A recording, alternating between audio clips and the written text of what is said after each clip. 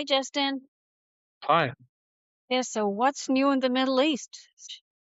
There's so many things. Like I said the previous time, it's going to be a long, hot summer. So what's new?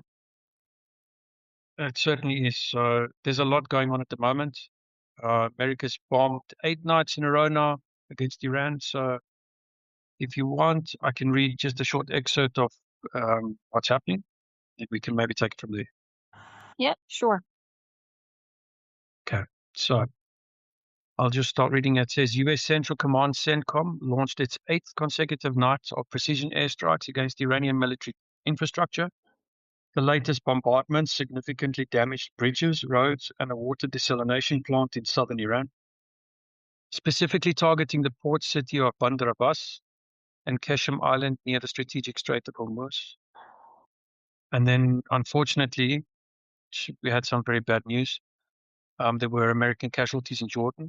So it says the heavy U.S. strikes were initiated as a swift punishment after an Iranian ballistic missile and drone strike hit a military base in Jordan.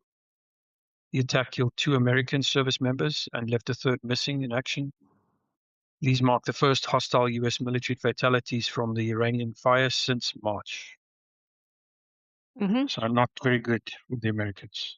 Yeah, the Minister of War, Hexeth, said that the death of those soldiers basically caused them to be more determined. Well, we hope so, but it doesn't look like that.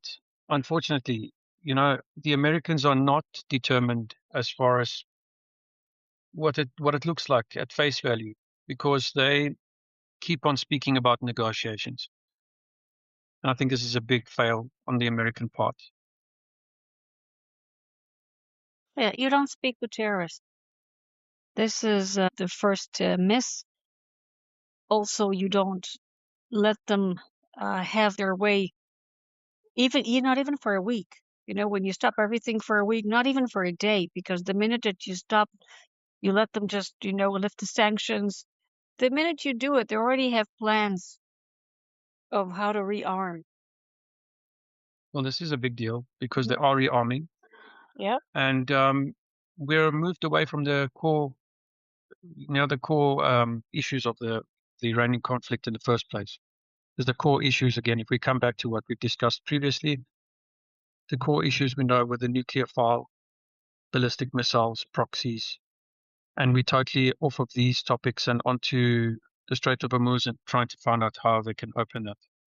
And Iran, for their part, they're trying to receive as much funding as possible, as much money as they can, in order to basically rehabilitate themselves and rearm and revitalize all of their proxies.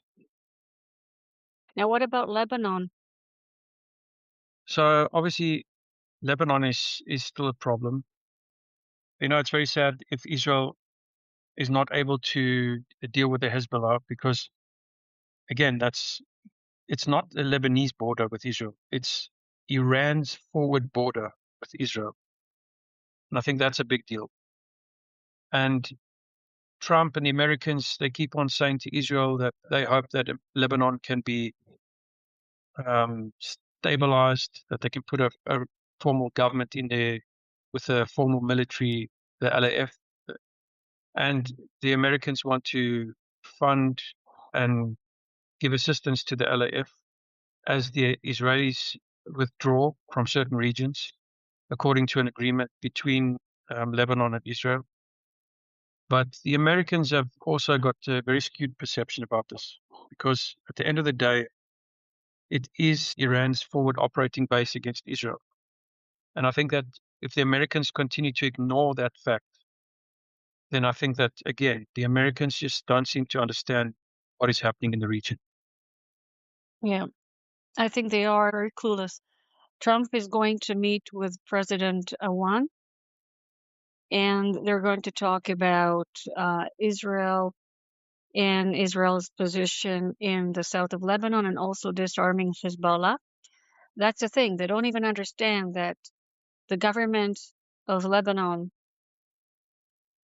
either they don't care or either they're with Iran. So you cannot talk to them about it because Hezbollah is Iran, Iran is Hezbollah, and we know for several years now Lebanon is no longer a Christian country. Lebanon is a Muslim country. And don't know why he's going there. Americans don't understand the language of the Middle East. The fact that they even have bases in the Gulf countries, it's a big mistake. Because the Iranians didn't just attack the Gulf countries. That's their brothers. The Iranians are attacking military bases, American military bases in those countries. As far as America's position in the Middle East, it's a tough one because if the Americans withdraw from those countries, they leave a major vacuum that will be filled by unsavory people. But at the same time, while they stay in those countries, for instance, operating in Qatar, operating in Kuwait, it's like you're saying, they're at major risk. This is, for instance, why exactly there were casualties in Jordan. Again, I don't think that the Americans are dealing with the situation correctly. Many people agree on that, and that is that America is not taking off the gauntlets and dealing with Iran in a meaningful way. They should not be sitting down with Iran. They should not be discussing anything. They should be opening fire on Iran. And that's difficult because what the Americans need to achieve in order to bring Iran to a position where they will stop, I'm not so sure the Americans or anybody at this point understands exactly how to do that. Yep. And President Trump was asked about what he thinks about the Iranians' response to the MOU, that they're not going to fulfill it. So he said, quote, I couldn't care less. Those were his words. So I don't know what to tell you about this. Tell me something. There was something about the 6-point plan.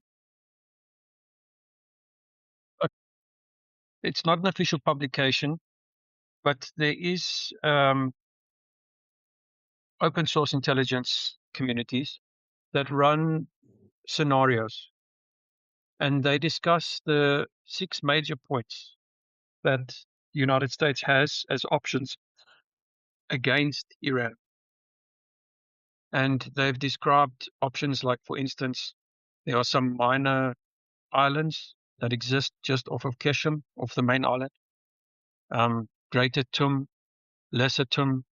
I think the one island is called Abu Musa. And then you have Sabah in the south.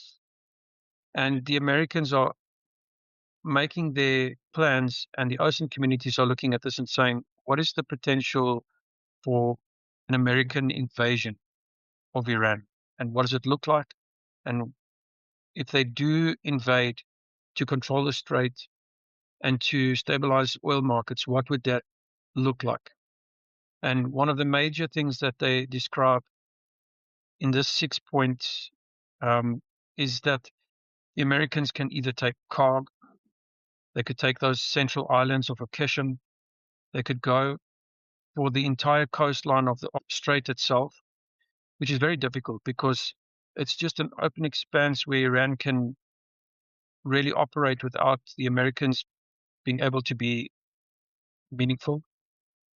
But in short, the Americans have got a big problem on their hands as far as geography of Iran, because Iran is surrounded by mountains, and any kind of invasion, the moment that they would land on the beaches of Iran, the first weeks would be measured in meters, and the next kilometers that would be measured in years, simply because of the terrain that exists in Iran. It would be very difficult to invade Iran and to deal with it in that way. That's why, to me, again, I think still the main target for America to exert pressure on Iran is potentially Keshem Island and Kharg Island. So Kharg Island would be a huge blow to the Iranians as far as oil and as far as their economy and being able to arm themselves. But at the same time, it would make the Americans very vulnerable because it's a very difficult island to hold. They would be subject to continuous missile and drone strikes. And that again is why I think the Americans are very hesitant and they're trying to find a way of finding the right kind of leverage over Iran at the moment. Yeah, so we'll have to wait and see and pray. I want to thank you, Justin. We will keep people here posted. I'll let them know what's going on every few days. And as I always say, God bless Israel. God bless the United States of America. Amen.